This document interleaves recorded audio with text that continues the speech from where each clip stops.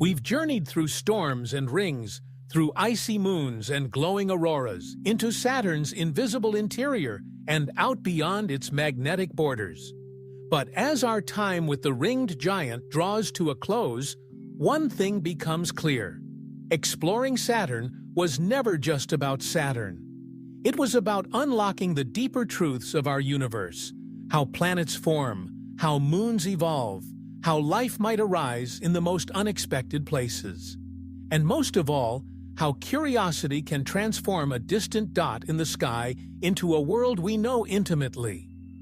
From the very first glimpse through Galileo's telescope to the final transmission of Cassini as it burned in Saturn's atmosphere, our relationship with this planet has been one of revelation, wonder, and relentless pursuit of the unknown.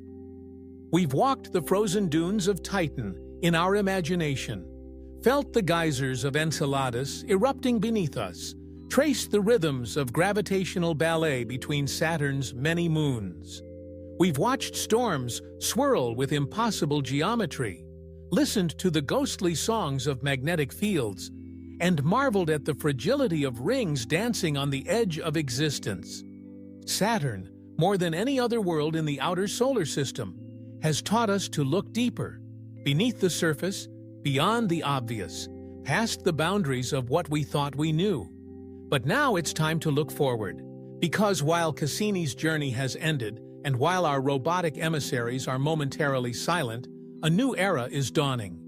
The upcoming Dragonfly mission to Titan is poised to fly across alien landscapes with drone wings, sampling organic chemistry, studying prebiotic molecules, and perhaps uncovering the raw ingredients of life. Concept missions like Orbilander for Enceladus aim to orbit and then land on the Geyser Moon, plunging directly into its icy mysteries with instruments designed to detect biosignatures, molecular whispers of possible life. Even beyond Saturn, the technologies, questions, and insights we've gained are shaping how we approach exoplanets, ice giants like Uranus and Neptune, and the search for habitable worlds light years away. Saturn, in a sense, was the classroom where we trained our minds for bigger challenges. It showed us that oceans can exist under ice, that chemistry doesn't need sunlight to stir, that alien doesn't always mean distant or dangerous. It can mean familiar, beautiful, and subtle. So, what does Saturn mean now? It means that we are capable of greatness when we look up, that a species once bound to the ground by gravity can send its thoughts and tools across 1 billion kilometers and land on a moon wrapped in methane. That science and poetry are not opposites, they are partners, because it took both logic and wonder to build the Cassini-Huygens mission. It took math and dreams to ride the rings, dive through the gaps, and fly between worlds. Saturn stands as a reminder that we are not spectators in this universe. We are participants, explorers, storytellers, scientists, poets, engineers, seekers. And while Saturn's rings may one day vanish, while its moons may drift and its storms subside, the story we wrote there will remain, etched into data archives, scientific papers, images on classroom walls, and memories in the human spirit. At Infinity Beyond, we don't just report on science, we live by its fire.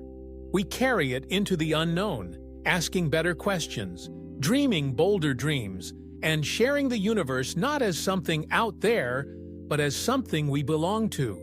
Because that's what Saturn has ultimately given us, a sense of belonging to something vast. A reminder that even though we are small, we are capable of reaching across darkness and distance, and finding beauty, order, and meaning. So as we close this chapter on Saturn, we open another. The cosmos still beckons. There are oceans to find, stars to measure, life, perhaps, to meet. And as long as we dare to look up, to wonder, to explore, the spirit of Saturn will live on. Not just in rings of ice or storms of hydrogen, but in us, in every question we ask, in every mission we launch, in every child who looks through a telescope and says, "What's that?" and dares to find the answer.